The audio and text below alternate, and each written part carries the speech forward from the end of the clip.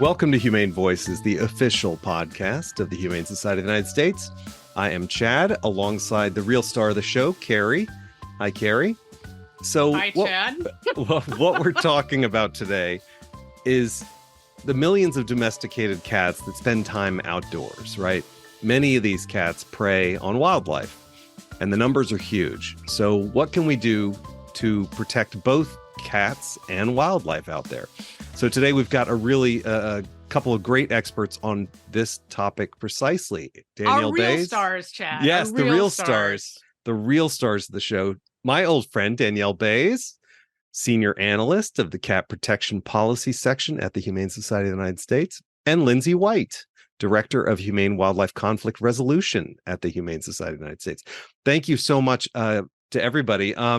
So before we start, if this episode is even 1/10 as exciting as the back and forth emails that have gone on in preparation for this show, this is going to be one for the record books. So I was going to say, Chad, you've already set the tone by saying the numbers are huge right out of the gate. The numbers are huge. The very thing that people out there who don't like cats are attacking cats with by putting out these numbers that say that are a bazillion animals are killed by cats. And we know from looking at the data that is very questionable. And maybe we can talk about that. That's a great starting point. Danielle, what's the scope of this whole thing? This is a big issue that affects a lot of animals out there. What's the scope of this huge issue? That's a really good question. I mean, part of it is that we don't really know. There are a lot of estimates about the number of birds and other animals that the cats that live outdoors are preying on or harming in some way. But some of these studies have some fuzzy statistics, fuzzy research that led them to that number. And part of the problem is that we really don't have that good of a handle on how many cats there really are living outdoors. These what we refer to as community cats. The numbers on that vary, and it's hard to estimate how many, like what their impact is when we don't really even know definitively how many there are. It seems tough. I mean, there's so many out there. So anyway, you're just involved in the math is hard. Well, you were Thanks, involved Barbie. in the huge thing, the DC cat count, which is only DC, and you went around with all your colleagues and cat people and tried to count the cats in DC, which I got to imagine was a huge issue. Anyway, I see one right now in front of Danielle. There's one cat. That's one little cat. Well, and that's the thing too, like the number of cats that you see versus how many are actually out there, because there are currently 2 cats on my desk, but you can only see one. There you go. It demonstrates some of the challenges. Are there really 2 cats on your desk and I can't see them? I'm really correct. excited about that. Wow. That was a great segue, Danielle. Just excellent, just podcasting in the moment. Perfect use of environmental factors. It was great. well, Danielle, you just said community cats, and I wanted to get this out of the way quickly so I make sure I'm stating the right thing and not using some outdated cat lingo. But terms that are out there, feral cats, I think people understand, they think they know what feral cats are. There's free roaming cats and community cats. Now, are there differences between all those? There's some also of those... that darned cat. Yes, exactly. Wasn't that a Disney movie? I think it was. Yeah, there are so many anti-cat rhetoric is just out of control. Yeah, I mean, I think part of the challenge is that there are all sorts of different categories that these cats could fall into. Categories. I heard it. Saw it. Yeah. I got the subtle puns. I'm going to slide them in there. Yeah, good. Like we used to call like all the cats that you'd see outside, like feral cats, alley cats. So like feral is a behavior. It's like you think about feral is like hissy, spitty, the claws out, like really kind of anti-human, aggressive cat. It's me after a week at work. Yeah, I mean, like right after commuting, all of us after the pandemic, traffic, right? But that's not really what a lot of these cats that are living outdoors are like. A lot of them are very social, especially with the people who are caring for them. I mean, then there's some cats that maybe, they're out there. I don't know. They may be kind of owned by someone. We don't know. So kind of using a broader term of like community cat, because, those are the cats that are out in the community. We don't really know their story because, sometimes it's hard to tell, but they're out there. So kind of like a broader term of community cat. Like free roaming cat is more like descriptive. It's a cat that is outside roaming around. Like, I don't know. That could include own cats that are either outdoor or indoor outdoor. I kind of use that term and community cats, but not really talking about a feral cat unless I have information about that particular cat and their behavior. Okay, that's good to know. Yeah, my sister has one of these cats right now who has been supervising a building project on their site, and it is definitely he's a well-loved cat, right? You can see, the neighbors all know him. I think the neighbors are feeding him, but he is definitely not feral. He's super friendly, and he's telling them how to assemble their back deck. Yeah, I think that's one thing you forget about, like the relationship that people have with these cats that are outside, that they're caring for. They're not cats that are just there that no one cares about. They have a relationship, even if they don't consider that cat like their own cat. So, all right. So backing up on the cats and wildlife issue. So Lindsay, I think people think about birds first and foremost, like the cat shows up on your doorstep and drops a injured bird there, like your pet cat gave it as a treat for you or something. I don't know. I think people think, oh, that's cute, but there's a heck of a lot of other animals out there that are impacted in our communities. Is that right? Yeah. So as Danielle mentioned, we don't know how many animals are impacted by cats, but we do know that outdoor cats do prey on wildlife. And so, as cat owners or people that care about cats and wildlife, which I think all of us are, we want to take steps to reduce that. But sure, and some cats are better hunters than others, but there's really no way to know. And some studies have even followed outdoor cats and put collars on them and tried to see what they were doing outside. And a lot of owners were completely surprised to see that what their cats were doing. So some cats will bring, their prize to the owner and some won't. So it's really hard to know what your cat's really doing out there.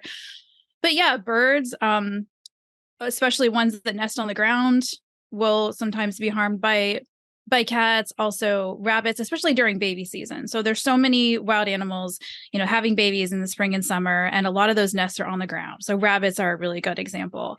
And what we find sometimes with nests like baby rabbit nests are that a cat will find the nest, they'll bring the rabbit to their owner, and then they'll keep going back to that nest and bring until every single rabbit is brought or every single bird. And so that's, definitely something that we want to avoid.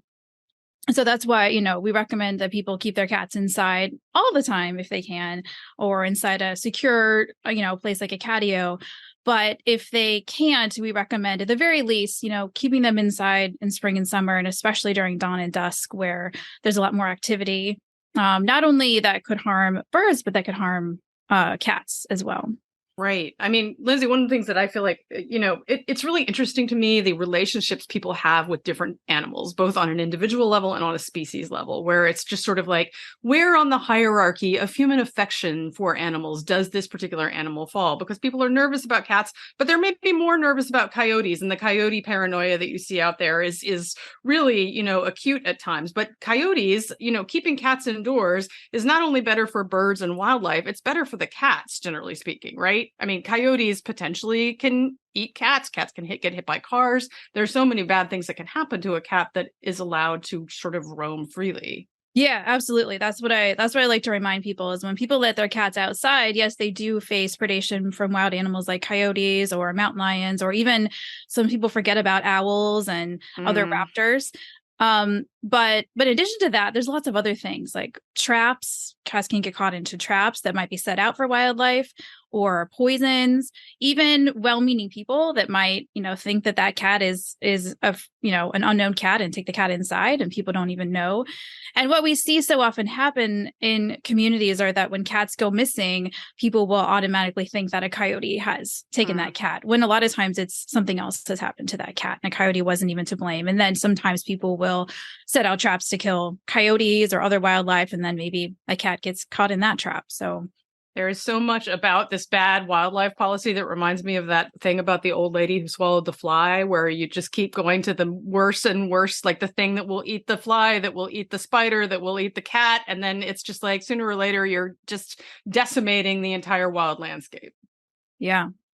Well, Danielle, there's a history. I don't want to think anybody thinks that we're thinking of cats in a bad way here. There's certainly a history to be had with cats doing what they do outside, right? Like we talked about that recently. Yeah, it's interesting when we look at it in the larger context. I think like cats have lived with humans for like 10,000 years, but most of that time they were living outdoors. It wasn't until really like the 50s and 60s that 1950s and 60s, for those people that don't remember that century, that cats were moving indoors. Kitty litter wasn't actually invented until the late 40s and then available in grocery stores until like the 60s. So you think of like what it would be like to have a cat indoors if you didn't have actual cat litter and you were just using something else. So think about that in context of that. Having those cats move indoors with us is relatively new. So it's not surprising that it's not 100%. I mean, that's just not where we're at right now in this country. So I like to think about that in context. Like cats managed to live outdoors for a long time. They probably got preyed on by a lot of other animals because back then we had a lot more predators before humans killed them all off too. Yeah. So, just looking at how this has all evolved and kind of where we are and where we can go in the future. So when we're talking about community cats, I mean, are there practices, if we're going to assume that there's always, and it sounds like there have always been cats who kind of lived outdoors and, some of them sometimes come inside, some of them came inside permanently. If we sort of assume that there are always going to be cats sort of living outdoors near human populations, are there good and bad ways to manage those cats so that they are sort of cared for in an appropriate way and do less damage to wildlife from their natural predatory instincts? So for community cats, I think the biggest, most important thing to think about is reducing the populations. And the best way to do that is through reproductive management. So spaying and neutering these cats. So that's usually done through trap, neuter, return, where the cats are humanely captured. They go to the vet, they get spayed or neutered, they get their vaccinations, they get the top of one of their ears clipped off, and that while they're under anesthesia, so it doesn't hurt. And that indicates they've already been sterilized, and then they go back to where they are. We've for the last century with animal shelters and animal control agencies gone and picked up cats and removed them as a method of control. And we're still having these same kind of challenges with the number of cats and the conflicts, and note that didn't work. So what they found is that if you do the spaying and neutering, they have less kittens and therefore eventually less cats. It's like, it's not really complicated. And I've seen it here, even on my block of when I moved in, we trapped and got all the cats sterilized. It's been 13 years and only one of those cats is still around and is very geriatric. So, we see that works. And that's really, looking at it from the big picture, the management of reducing the populations. But then there's tons of things that you can do kind of on a local level, like a cat wildlife direct action level to reduce those kind of conflicts. And I think Lindsay has a lot of great tips on that. Yeah. So as someone who helps care for community cats, feeding cats, whether that's just on your property or in a big area of community cats, there are things that you can do to help reduce the interactions between cats and wildlife. And those interactions can include fighting over food. It can include disease transmission, could even include predation by animals like coyotes that could be attracted into the cat food. So the biggest, most important thing to do is to not leave big piles of cat food outside for indeterminate amount of times, because that will attract all kinds of wildlife in and bring wildlife and cats together. So what we recommend are for people to put out just enough cat food for the cats to eat. Just do it once per day for a limited amount of time, about 30 minutes. And the cats will catch on pretty quickly that if they don't come eat the food, then they're not going to get food. So it's the dinner bell ringing. Yeah, exactly. And so we recommend, sort of staying around while the cats are eating, but off, to the distance if the cats require that. All cats, of course, are different that are outside.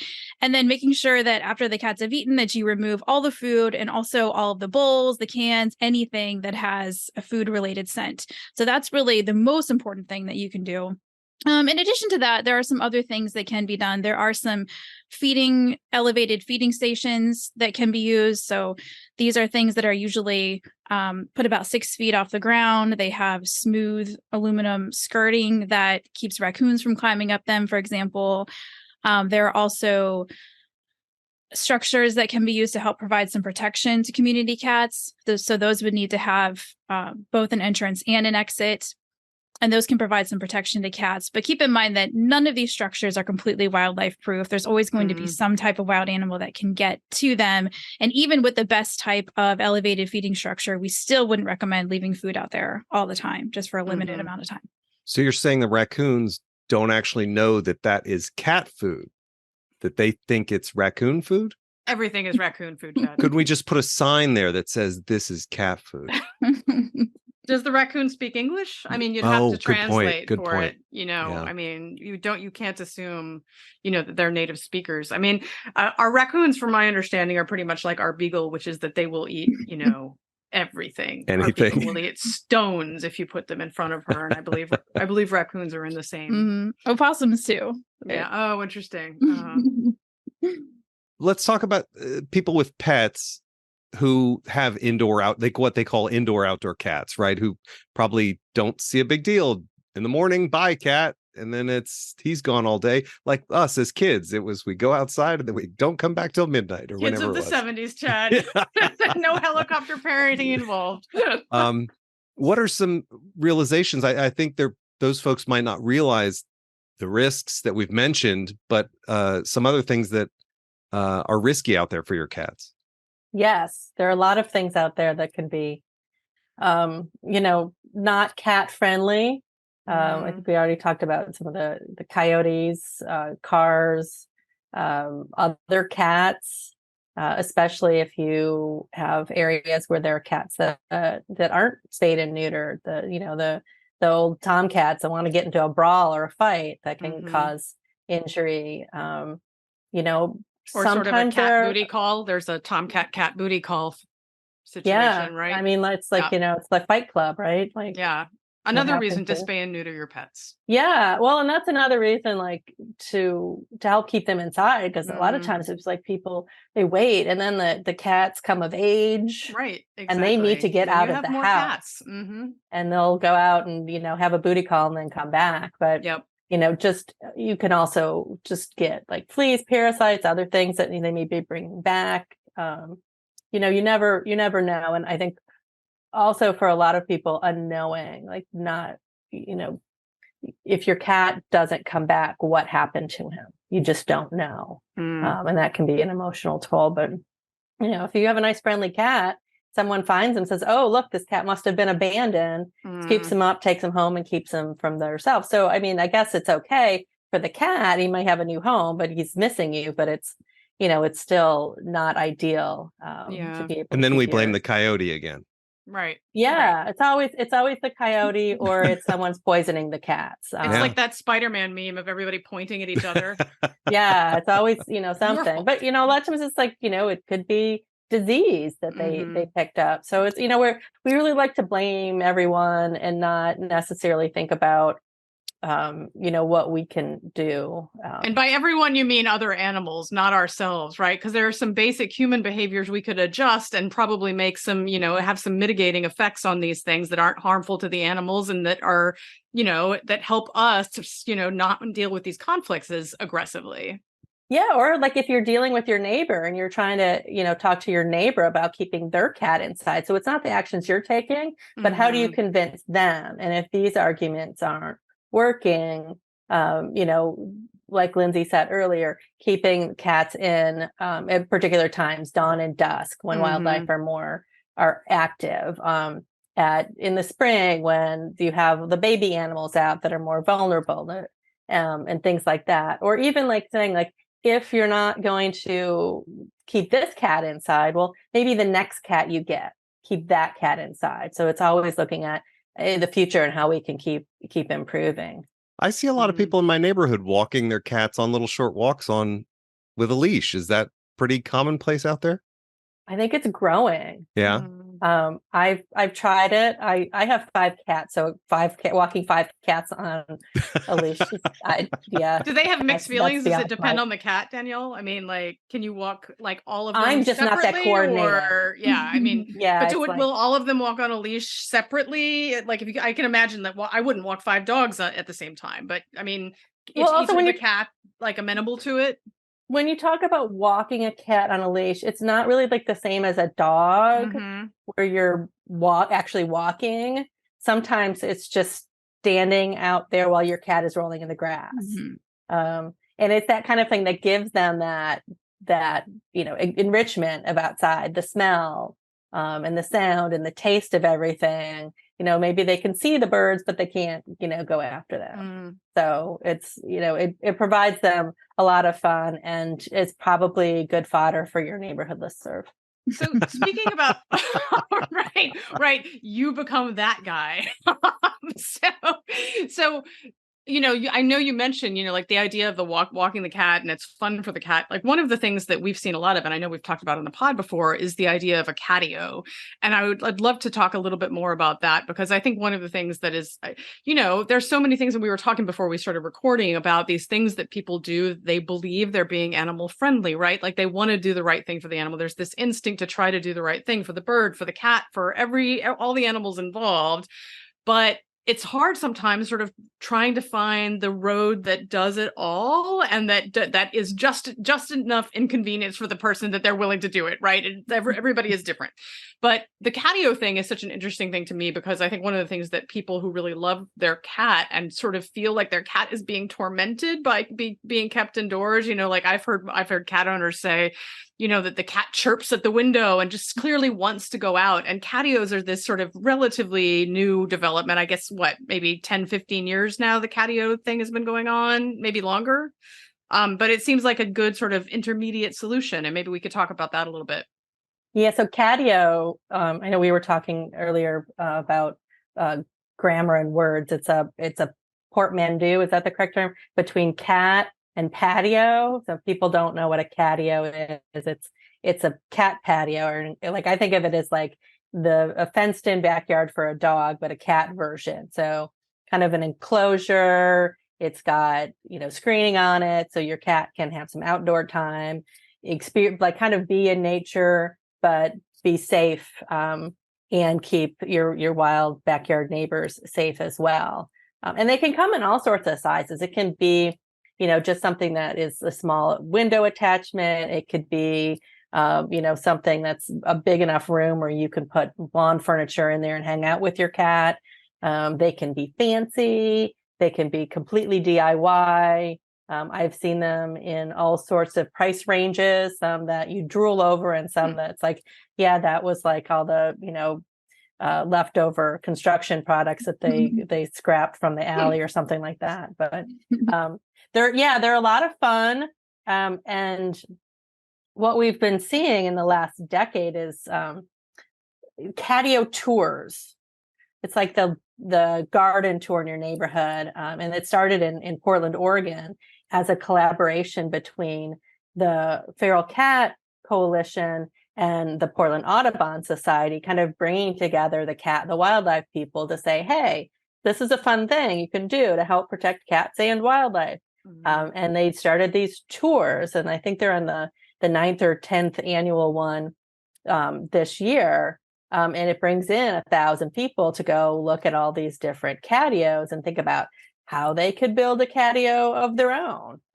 So it's really inspiring, and I think it really demonstrates the common ground with people who love cats and wildlife.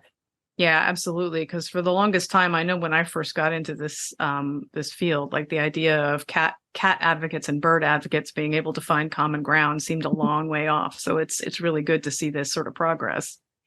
Well, cats are very good bird watchers. That is true. Yeah. Well, you talked about the innovations too. Like we talked about evolution of language earlier, but this issue has evolved, right, over the years. It maybe used to be a little more contentious, but now certainly at a large organization like the HSUS, we've got these sides that are working towards a common goal of protecting both these sides of animals.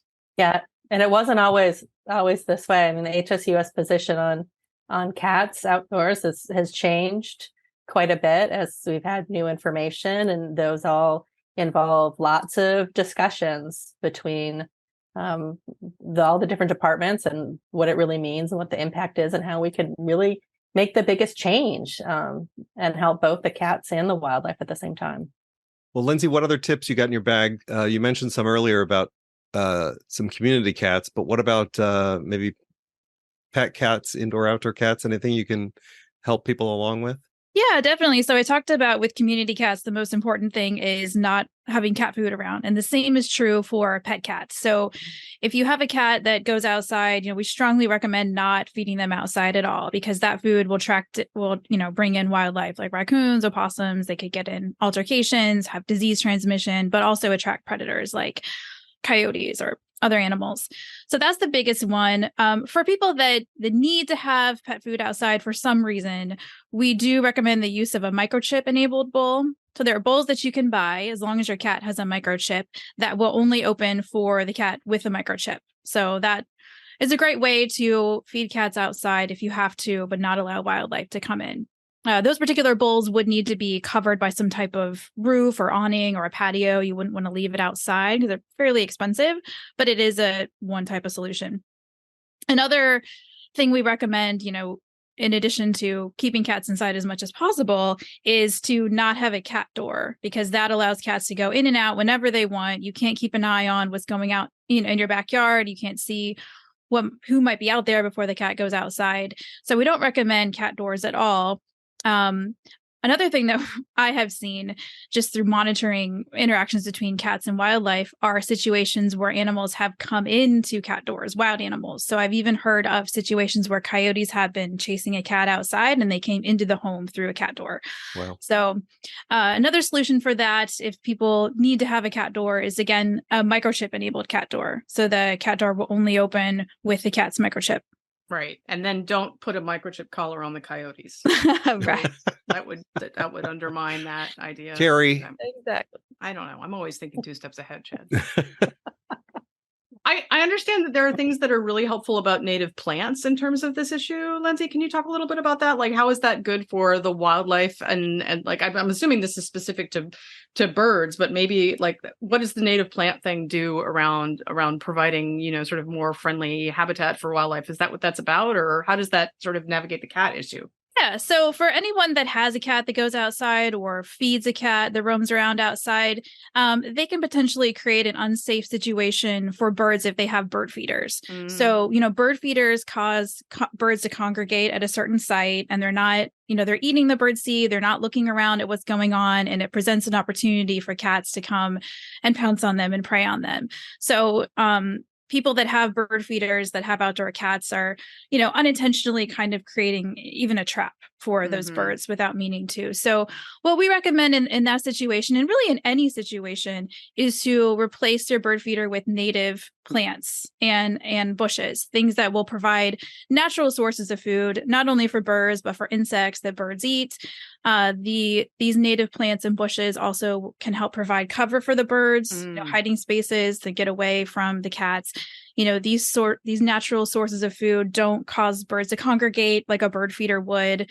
So we have a lot of information about that on our humanebackyard.org webpage. And, we're really encouraging people to move away from bird feeders towards providing natural sources of food for birds.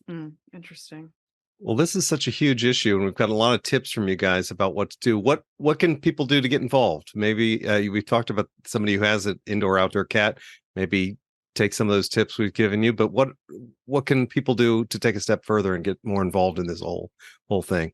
One of the biggest things people can do to help with the larger cat issue is to support their local animal shelters and their local cat rescue groups are often on the forefront of getting these cats spayed and neutered, whether it's owned cats, whether it's the community cats going through TNR programs, or just preventing cats from ending up outside. So supporting your local shelter, donations, volunteering can really, really help. They need everyone in the community to get involved. This is not an issue that we're going to solve. Those of us here today, we really need everyone to get involved and make it a community effort. So that would be my number one action you can all take.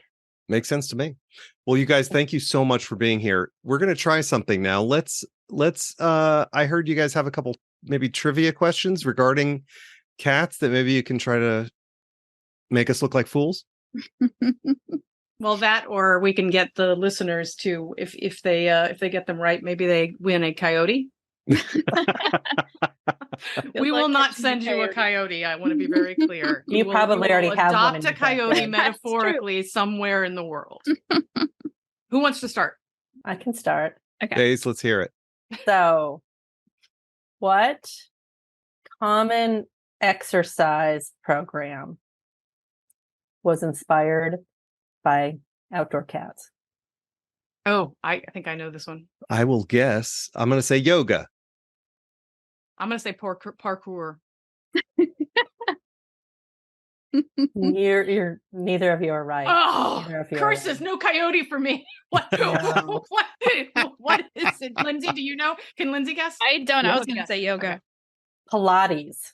Oh, Pilates. We Interesting. were close with the yoga. That's sort well. Yeah. I probably... So Joseph Pilates, who invented this, he was at Joe Pilates. Joe, I think that's his name, Joe.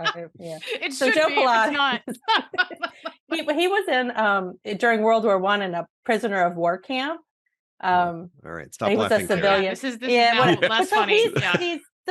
he's watching the cat. There, of course, there are community cats, outdoor cats there, and so he was watching them and seeing how they stay fit and all their stretching. And so he was like, "Oh, hey, this is a great idea. Look how fit these cats are, and they're cats can jump and run, and they're all really athletic." So he developed this system by watching these cats. Are we confirmed on this story, Danielle? I mean, we're talking that a prisoner of war is actually worried about physical fitness. This is sounding a little. Right. He was Maybe getting we a wanna little fact check this chubby, one. and he was like, you know what? I did read about this in National Geographic. So. Okay, that's relatively reliable. That's reliable. All right. So we should invite our listeners to go and check about Joe Pilates and write in if we have our facts wrong. Write in angrily or send us an angry tweet. Lindsay, what do you got? Okay. Which of the following wild species of cat cannot purr? A mountain lion, a bobcat, a tiger, or a lynx? Lynx. I'm going to go bobcat. Both wrong. Dang a it. tiger. A So tiger can't tigers, purr. lions, and leopards can roar, but they cannot purr. And mountain lions and bobcats are similar to a domestic cat in that they cannot roar, but they can purr. Interesting. What is it something about the vocal cords that's Yeah. different? Interesting. Mhm. Huh. All There you right. go. Great. I failed a multiple choice thing. That's great. We can start having those Can we anxiety do dreams a about true college again, false? Chad. I have the true false. True or false? Chad knows nothing about cats. Lindsay, let's hear your true false. It's probably too easy, but okay. True or false? Having a bell on a cat's collar can help protect birds and other wildlife. Is this a trick question? No.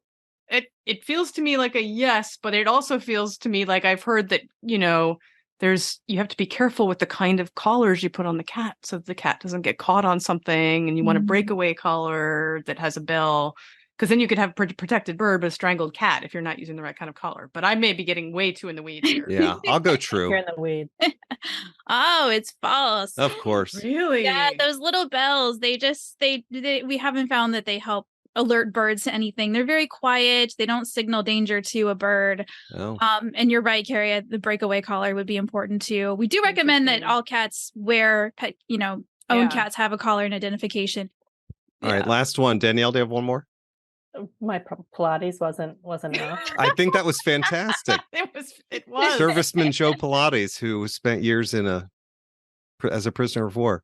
Okay, I have one here that Chad, you as a video person may know, but what was the first video of cats on YouTube about? Oh boy. My first thought is cats playing piano, but I doubt that's the first one. I love those. Carrie, any quick guesses? Don't Google it, Carrie. No, I wasn't Googling that. I was Googling Pilates. I don't, a cat. I don't, cat watching birds out a window? That would have been perfect for this episode, but no, it was just a cat playing with some rope, dancing to some background music, and it was one of the co-founders of YouTube. Oh, wow. Cool. Posted his video, but I think that's a good reminder that cats like to play with things, and that kind of that's kind of the simulation of their hunting behavior. So you can help your cat enrich his life by just playing with a little string or rope. That's awesome. And Maybe tell we get them the that's co-founder something. on the pod Yeah, cat with their videos. new cat. That would be awesome. Harry, I think he's 86 now. So Well, It was a long time it's ago. never too late to enjoy your cat, Chad. That's very ageist. well, you guys, thank you so much for all the tips today and the trivia that I failed miserably. But thanks so much, everybody, for listening, and we will see you next time on Humane Voices. Bye, everybody. Bye. Hooray, that's Bye. it. Goodbye.